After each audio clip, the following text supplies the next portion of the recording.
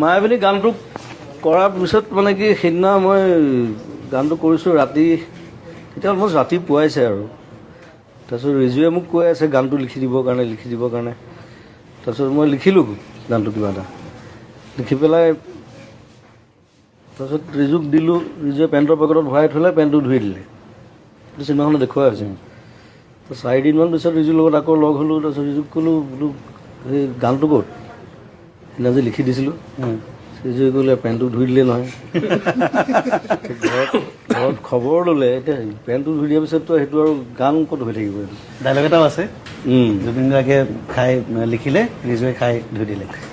তাৰপিছত মই বোলো আকৌ লিখিব লাগিব আৰু এটা গান দুবাৰ লিখিবলৈ মই বিৰাট টান পাওঁ মানে, যেনেকৈ এখন পেইণ্টিং দুবাৰ আঁকিবলৈ দিগদাৰ হৈ যায়। তথাপি মই বোলো লিখিবতো লাগিবই, কাৰণ মায়াবিনী ৰাতি বুকুত দেখা পালোঁ তোমাৰ ছবি। সেই প্ৰথম 4টা লাইন মোৰ মনত আছিলে, আকৌ আৰম্ভ কৰি দিলোঁ। আৰম্ভ কৰি তাৰপিছত পিছৰখিনি লিখিলোঁ, লিখি পেলাই তাৰপিছত ডাব চাব কৰি আৰু তেনেকৈ জন্ম হ'ল গানটো আকৌ। কিন্তু পিছৰবাৰ চাগে বেছি ভালহে হ'ল লিখাটো হয়তো। এতিয়া প্ৰথম কি লিখিছিলোঁ মোৰ মনত নাই কিন্তু।